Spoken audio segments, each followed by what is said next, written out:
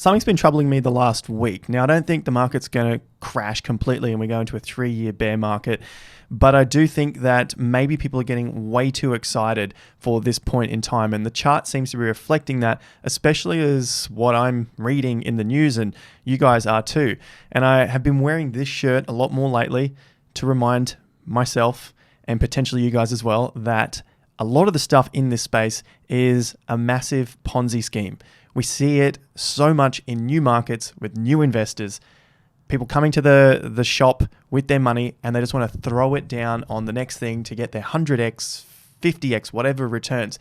But at the end of the day, the guys who get in earlier are making the bigger profits, and the people who are buying in late are the ones that are basically providing them liquidity to give them the profits. So every time I've got this shirt on, it reminds me that eventually the Ponzi scheme does fall. And I could say that about all markets, of course, land market, stock market, whatever market we're involved in, eventually things come crashing down. And the only thing that really supports a market is real use case. And we find out that in the bear markets. It's similar to the quote that Warren Buffett has, when the tide goes out, you see who was swimming without their clothes on. And so that's what I want to look at in today's video. What I think possibly in a short-term scenario, the best case scenario for Bitcoin and crypto this week, worst case scenario is where I would like to see the market close to give me some sort of sign of strength for the short term, potentially then building and growing into the longer term. And of course, the worst case scenario, what levels will break down from that point. I'm going to go through some of the news as well and some of the crazy tweets to really pump up new investors' mind. I think it's not doing a service to new people. Anyway, with that said, you know what to do. Smash up the likes, subscribes, all of the YouTube algorithm numbers there to help push this content through to more people. And of course, follow me on the official Twitter and Instagram. Links are down below. Don't get scammed by fake accounts. There are plenty of them out there and they're continuing every day. So just use the official links down below. Don't worry about the rest. And if you want to learn more about cryptocurrency trading and investing and my thoughts on the market, Patreon link is down below, and of course the Investor Accelerator Premium to learn about trading and investing in a structured format.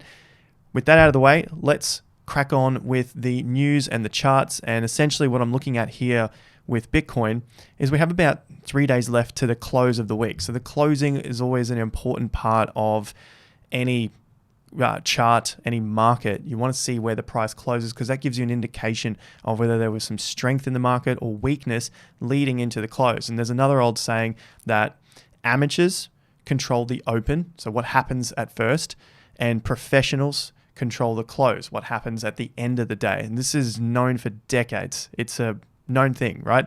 And in terms of crypto, yes, the market's a 24/7. So how can there be an opening and closing price? There's just a set time that the markets will open and close. Everyone knows that, and especially professionals, because they are setting their algorithms to it. They set their trading plans to it. I know that on Monday at 10 a.m., the market closes for the week. And every other day, or every day, I should say, is 10 a.m., that's the end of day close. So you just have to adjust that to whatever time frame you are sitting on. So that is the end of day close, and patterns are formed from those closing prices. So looking at the market, we've seen a ton of big news like Luna hits all-time high as Terra community passes popular burn proposal. So it looks like they want to burn some tokens, and then of course that seems to drive price up because it takes liquidity off the market, or it makes the token become more scarce. We have other news. Public.com expands crypto offerings 1 month after digital asset launch. So they had 10 cryptos that they were trading, and now there are 21, including SushiSwap, Uniswap, Solana, and of course SHIB. This is the tweet from them, public.com, and 36,000 followers. Jack follows them. Moving on, Robinhood sees a slide in Dogecoin trading interest.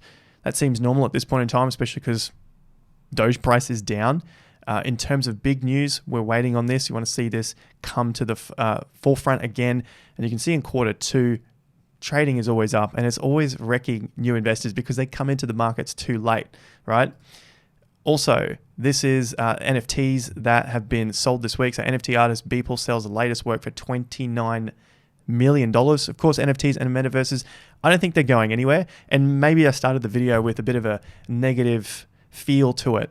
But I'm thinking short term, just short term, days to potentially weeks, just to maybe flush some of the market out. But in terms of prices, there are definitely areas that I'm looking at for breakdowns and ideas or levels to give me more conviction that we're going to go up in the shorter term. So I'm not entirely bearish overall, but I do love to see markets cool off so that we can rebuild and start to grow again. You don't want to see these things shoot straight up, because that does no one any favors. The smart money isn't going to be making a lot of money because they're just going straight up, sell, and then they have to dump on the market, and then the show's over. So you want to drag people through the mud.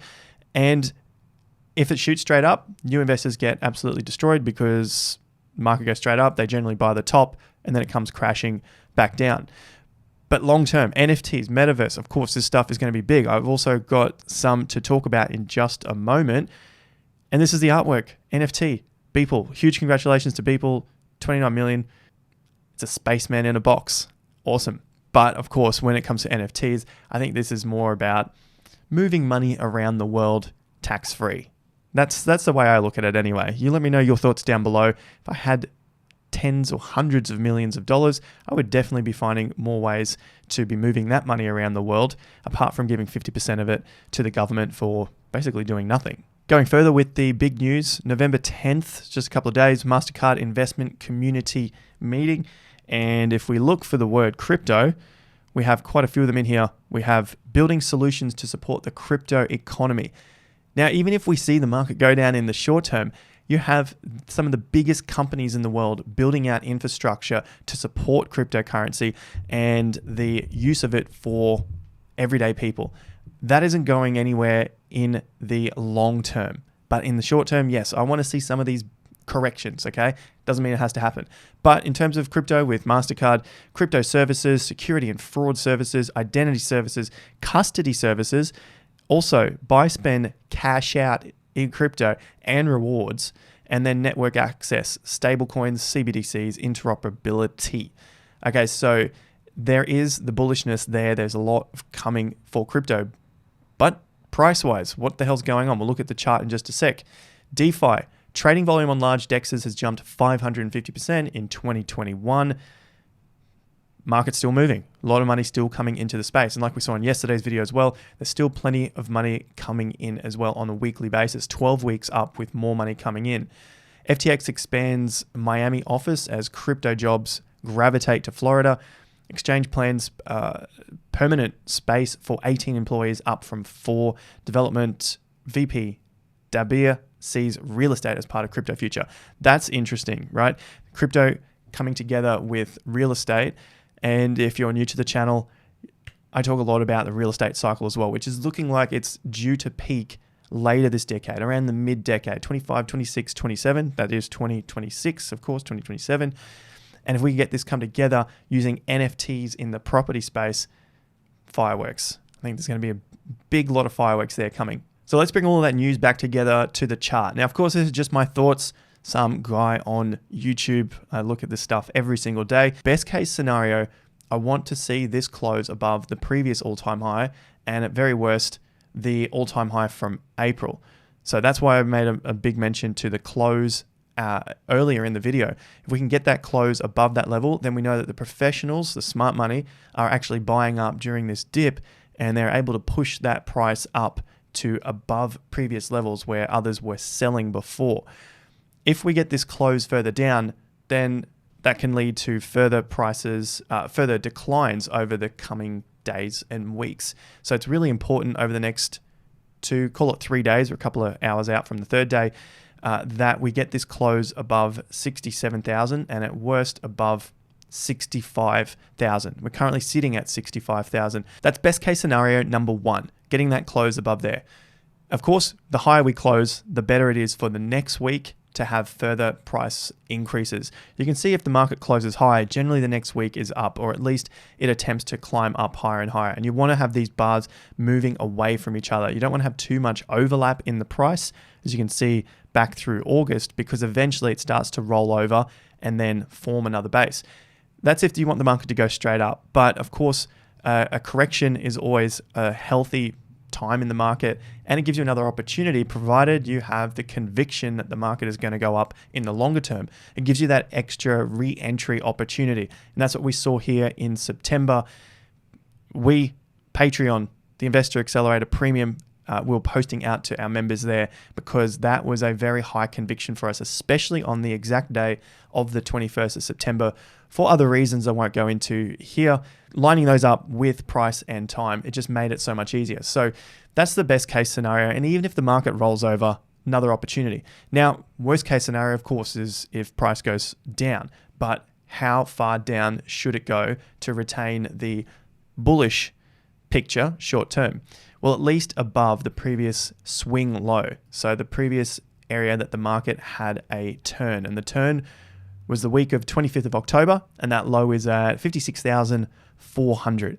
So provided we stay above that area, not so bad. So we're in that range of the market bouncing around. Now, if it does break down from that point, still not the worst case. You don't want to see it close down beneath that point. So ideally from here, if it breaks, comes back above and then closes above, weak, but not the end of the world. We start to get closes beneath that level, then that's starting to show a lot more signs of weakness. And that's what you can see when the market does break down, especially on macro timeframes for a crypto market like weekly charts. You get the close down, market tries to recover, it's not ready yet, close down, and then we start to get that sideways action so the market can regenerate itself, get some energy back, and start to move on again into that macro bullish view of the bull market that we're currently seeing. Now, what does all this good news mean for altcoins and the booming industry of NFTs? Well, I've got today's sponsor, Torum, who's in Metaverse ecosystem with NFTs and social finance as well, social decentralized finance. Now, a lot of these cryptos have obviously had a pretty big peak on the back of the big news from Facebook changing its name to Meta. And so everything is starting to, everything that's got Metaverse in it is really trying to take a big boom from that, take a piece of that pie. So it looks like they might cool off in light of also Bitcoin having a cool off. So it's a good idea to keep an eye on these projects, especially if they do start to come down. You don't want to be buying these things when they have boomed in value. Torum currently has 136,000 users, and as you can see from their ecosystem, they're looking to connect cryptocurrency users online. So basically to be that space that everyone connects in and they can share their NFTs and other workings online, their land, and of course their finance. And that's where their staking comes in as well. Other things I look for in a project when I'm doing some research are the backers and investors, KuCoin Labs and Hobie Ventures, plus they're also on CoinMarketCap and CoinGecko, so you can see the data over there. Along with that, you can trade them on PancakeSwap, Uniswap, and now the centralized exchange of KuCoin. Note that the current price is around $1.30 and market cap of 21.5 million. It still seems extremely cheap for the Metaverse ecosystem with backers like KuCoin and Hobie. So I'm going to keep it on my watch list, but do note that the market price has shot up just in the last few weeks. Started at around 6 cents, peaked at around $2, a solid at least 20x in there from lows to highs.